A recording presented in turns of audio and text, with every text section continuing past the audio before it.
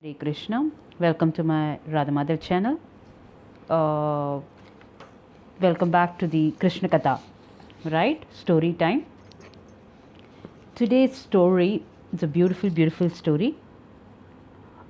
Secret of happiness, right? As you can see, a beautiful, auspicious Krishna, right? Holding a flute and says, happiness is a state of mind that has nothing to do with the external world, okay? It's a quote, but we'll see the story and understand in detail what is that secret. You will always be happy in your life, right? And keep the balance in job and life. Let me start with a small prayer.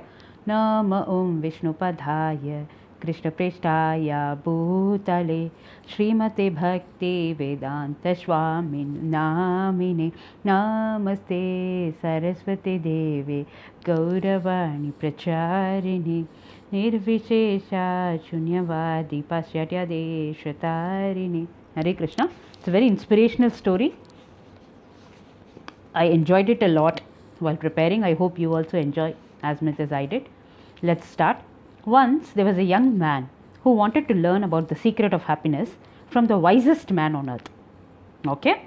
He wandered through the desert, mountains, and plains everywhere to find that wisest man in the land. He finally reached to a beautiful castle, right? House in the high top of a mountain where a very wise man was residing in that castle.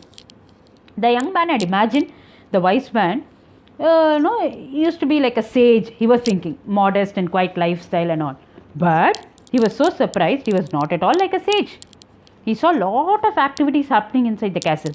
Tradesmen were coming and going, people were conversing in the corners, right? The wise man conversed with everyone, and the young man had to wait for several hours to meet him, right? Meet the wise man. The wise man listened attentively to the young man's curiosity to know about the secret of happiness.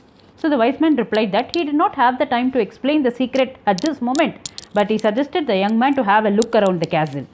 Okay? So that I will explain you. So the wise man told the young man.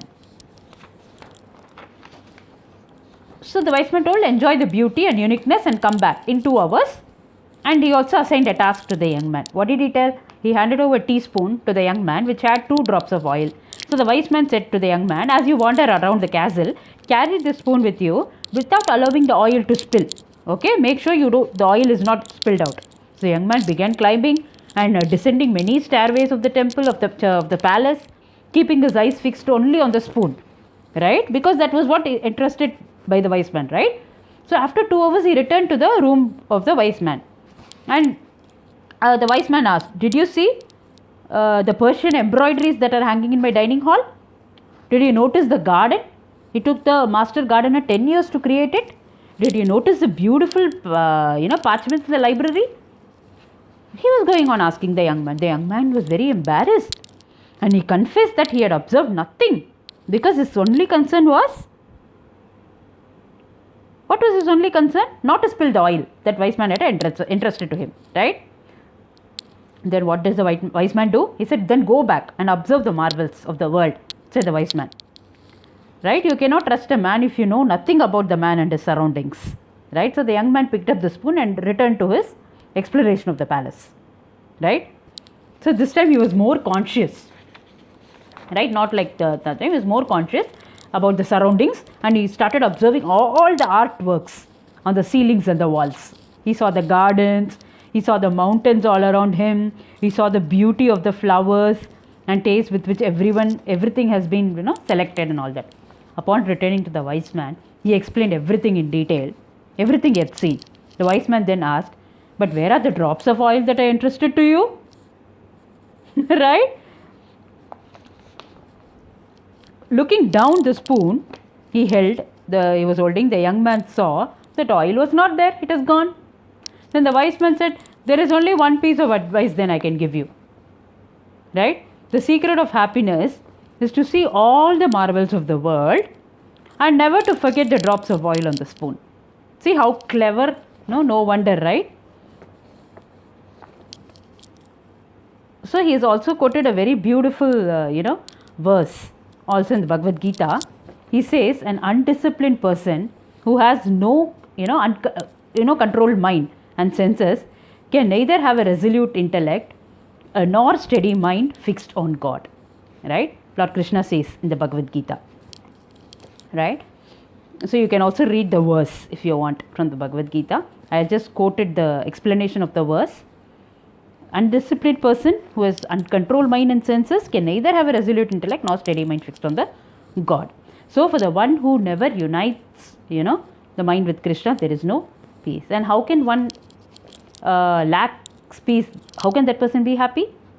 Right? So my dear friends and devotees, the message or moral of the story here is that you have all the rights to enjoy the beauty and pleasures of the world, but you have to fulfill our duties as well. Right? A balance needs to be created between everything and everyone. Like you have to take care of your job, you have to take care of your family and society. Right? Many people forget to enjoy the beauty of life. Right? And they get lost in the rat race of the world. Well, some lose the sense of responsibility and waste their time without fulfilling their duties. Right? So that's what Krishna is stressing here. Balance. Balance is very, very important in life. Also for work.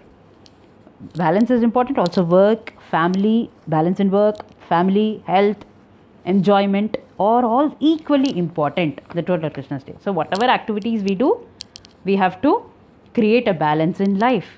That is very, very, very important. Hare Krishna. Hope you enjoyed the story as much as I did.